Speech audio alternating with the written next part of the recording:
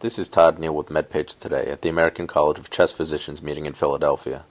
Dr. Michael Wilson, a medical officer in the U.S. Navy Reserve, examined the prevalence of tobacco use in his combat unit that served in Iraq for 8 months. Well, we did the study because we noticed the other physician, Captain Nadeau is his name, we noticed an awful lot of usage of tobacco products, be it smokeless tobacco products, smoking cigarettes, cigars. And so we found, we were looking to confirm what we were seeing, and we confirmed exactly that 64% of the people that we surveyed used some form of tobacco product, or 260 out of the 408 that we surveyed either smoked, chewed tobacco, or did both. And that's much higher than the U.S. general population. U.S. national average varies depending on what you look at, but the 2002 study done by the Health Department stated that 30.4% of Americans had tried some form of tobacco, be it cigarettes, smokeless tobacco, some form of tobacco the month before they had done that study. So more than double the national average. Why do you think the prevalence of smoking is so high in military populations? I think it has a lot to do with, first of all, a culture of acceptance in the United States military. There are a lot of people using tobacco products for various reasons in the military. The young recruits come in, they see their senior ranking sergeants, they see the young officers smoking, chewing. They want to emulate, they want to be like these people, and they start using these products. Plus, when you factor in the high level of stress involved with being in the military, especially the first several months of recruit training, you're looking for some type of outlet, some type of freedom, something that'll make you feel better. I think a lot of people, especially with that peer pressure all around them to do it, gravitate towards nicotine because it gives them some type of better feeling, euphoria, something that to just kind of relieve some of that stress that they're feeling. Even though we know as physicians that's not real or an effective way to relieve stress, it does give them a sensation of better stress improvement.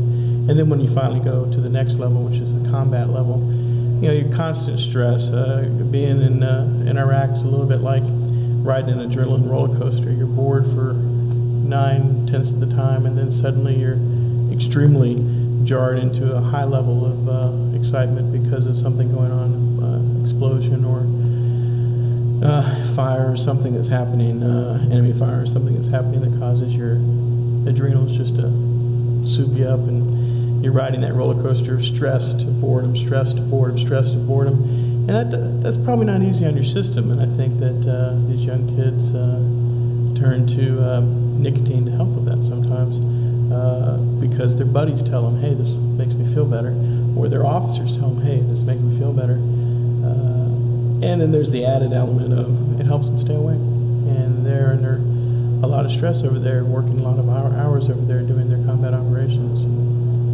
I think they feel like it probably does help them stay awake a little bit, but it's not a good choice for that. And is tobacco use something that the military is trying to combat?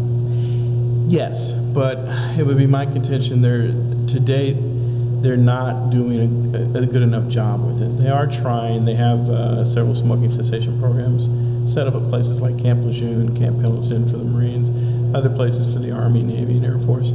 But I don't find them very effectual. In my year there, it was hard to get anybody into the programs. A lot of times there weren't slots available, or there were only a certain time, and these young kids were out training. They couldn't come during that time. I find that because there's such a culture of acceptance, that a lot of times the battalions want to put other things as a top priority, like, well, we got to train, get these guys ready to go to Iraq, which I agree with completely. The training is what keeps them alive over there. But my contention is we also need to train to keep them alive for the rest of their lives and get the most out of their lives as possible when they come back from Iraq. And I think that means if we can get rid of the tobacco dependence, then we're doing just as much as by training them to go over to Iraq. So they are trying, but I think at this point that the programs are unfortunately ineffectual. And I think this needs to be made more of a priority with the military. We spent a lot of money in a year's time making sure everybody that went to Iraq had body armor, and that was great, and it saved a lot of lives. Well, why don't we spend as much time and as much priority trying to get this nicotine habit greatly reduced in the same amount of time? I think when you look at the statistics, it'll save as many lives, if not more, as the body armor did. Philadelphia, I'm Todd Neal, MedPage Today.